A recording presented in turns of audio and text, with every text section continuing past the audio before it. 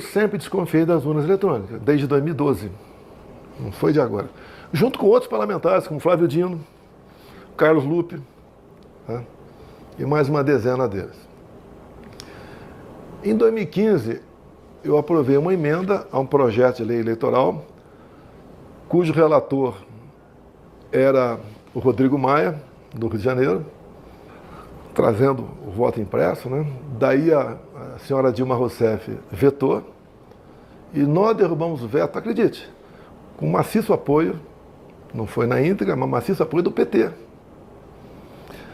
Ato contínuo, o ministro Fux, eu não sei qual função que ele estava no TSE, me convidou, eu fui conversar com ele e ele começou a falar das medidas que estavam tomando para implementar o voto impresso em 2018. Tá? Eu fiquei feliz, obviamente. Ele falou, só podemos, dada uma situação financeira e tempo, fazer com que 5% das sessões tenham voto impresso. Ele mesmo elogiou o voto impresso. E eu fiz um pedido para ele, né? Ministro, o senhor pode pulverizar as urnas pelo Brasil? Já está no planejamento nosso a pulverização. E eu vi lá umas urnas também, muito bonitas. Depois eu vi na televisão o próprio ministro Barroso e o ministro Gilmar Mendes mostrando como é que seria esse voto impresso ao lado da urna eletrônica, já com equipamento ali. Tá? Coisa mais linda.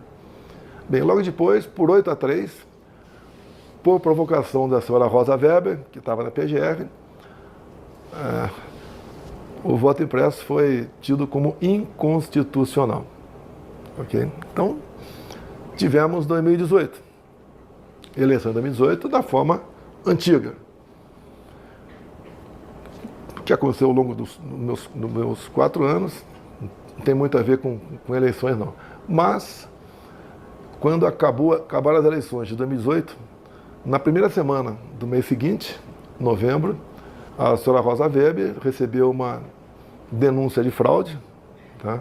Muito bem fundamentada, não foi feito por amadores, e ela, obviamente, ficou preocupada e determinou junto à Polícia Federal a instauração de um inquérito, que recebeu o número 1361. A pressa, no meu entender, dela, seria que, caso houvesse fraude, me tirar e botar o Haddad. Né? Bem, eu descobri esse inquérito, que eu não sabia que tinha sido investigado, em meados de 21. Né? Como a Câmara estava discutindo a PEC do voto impresso, autoria Bia Kiss, relator Felipe Barros do Paraná, e alguém falou desse inquérito lá.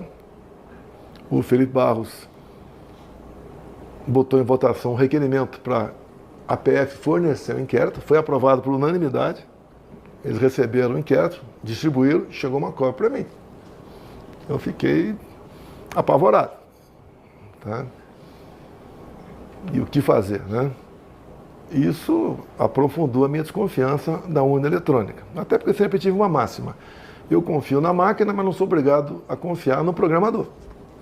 E esse inquérito tem 3 páginas que te deixa realmente estarrecida. Eu não posso falar o que são essas 3 páginas, o total não mais que 15 linhas,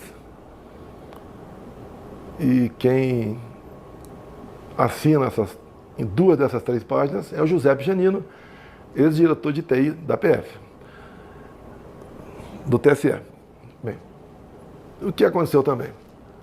O ministro Fachin, presidindo o TSE, eu não sei o mês certo, de 22, ele faz uma reunião com embaixadores, uma política privativa do presidente da República.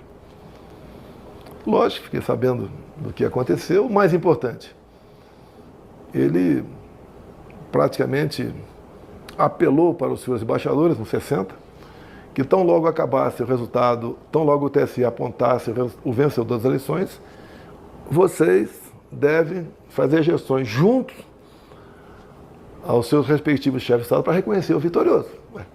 Não entendi, né? Porque sempre cabe, depois das eleições, até previsto em resoluções de lei que você pode recorrer. Mas ele fez questão de falar que acabou a eleição, o TSE mostrou, tem que reconhecer. Daí então eu pedi que preparasse uma reunião com embaixadores também. 2 meses depois, fiz a reunião. dissequei o inquérito 1361. Lembro, convidei o ministro Fachin a participar dessa reunião, ou um representante dele, não foi ninguém no TSE. E eu dissequei, então, para os embaixadores, o inquérito 1361. Ok? Até foi causa, isso aí, de uma inelegibilidade minha, por ter atacado o sistema eleitoral e espalhado fake news. Eu não ataquei nem espalhei nada. Eu mostrei o que estava dentro do inquérito. Logo acabou essa reunião minha, acho que foi no dia seguinte, se não me engano, teve uma live também. A live sei a data, 29 de julho de 21. Não. Tem uma live, tá? A data exata é aqui. O ministro presidente do TSE, Alexandre de Moraes, classificou esse inquérito, que era ostensivo, em confidencial. Ou seja, linguagem popular, secreto. Tá? Obviamente, a partir daquele momento, eu não podia mais falar o que estava lá dentro. Tá? Se eu falar, os meus inquéritos confidenciais vazavam à vontade o que interessava para eles. Para mim, botar numa situação sempre complicada, né? Mas se eu vazar aqui, eu posso ser decretada minha prisão amanhã. Bem, você perguntou o quê para eu concluir aqui? Eu perguntei, o senhor falou que conversou com auxiliares sobre alternativas. Tá, vamos lá. Quais são as alternativas? Acabaram as eleições de 22. Eu não esperava aquele resultado. Tanto é apenas uma coincidência, né? Naquele tal vídeo da reunião do golpe, que tinha umas 30 pessoas com plaquinha na frente, né? Golpe com 30 plaquinhas na frente. Eu aumento o apelo para os ministros, né? Cada um mostrar o seu serviço, porque não adianta eu ter 70% dos votos na urna, porque iriam aparecer apenas 49%. Por coincidência, eu acertei. Tá? Bem, então acabaram as eleições. O que nós fizemos? Em novembro de 22. A gente queria questionar de uma forma crescente o TSE, porque faz parte da regra do jogo. Em 2014, o Aécio Neves fez isso, até fez uma auditoria externa com o seu partido para ver o que aconteceu nas urnas eletrônicas e o parecer final da auditoria foi que as urnas eram inauditáveis. Então nós entramos com uma petição.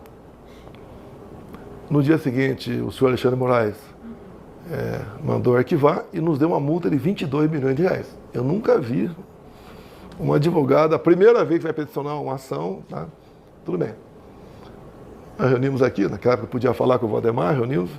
Qual é a conclusão? Se a gente recorresse, a multa podia passar para 200 milhões, ou podia até ter o registro cassado do partido. O que pode fazer? Se eu não vou recorrer à Justiça Eleitoral, pode ir para onde? Eu sempre falei em 4 linhas da Constituição, e assim eu agi ao longo do mandato. Você deve se lembrar, toda semana eu tinha uma ação do Supremo em cima de mim, ao longo dos 4 anos de mandato. Eu conversei com umas pessoas, dentro das 4 linhas que vocês estão cansados de falar, o que a gente pode fazer? Daí foi olhado lá, sítio, defesa, 4.2, intervenção. Essas foram as possibilidades aventadas. Então. O que a gente podia fazer legalmente, tá? Não foi decisão. E daí falou-se estado de sítio, estado de defesa, reuni 2 vezes com os comandantes militares, né, com as outras pessoas perdidas por ali, mas nada com muita profundidade, porque quando você perde a eleição, você fica um peixe fora d'água.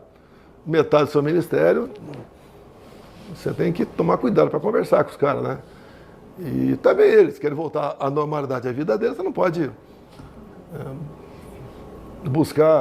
botar pressão em cima deles. E daí, entrando no processo, né, até no depoimento do comandante do Exército, ele fala que foi discutida possibilidades de dispositivos constitucionais. Qual o problema? Nenhum.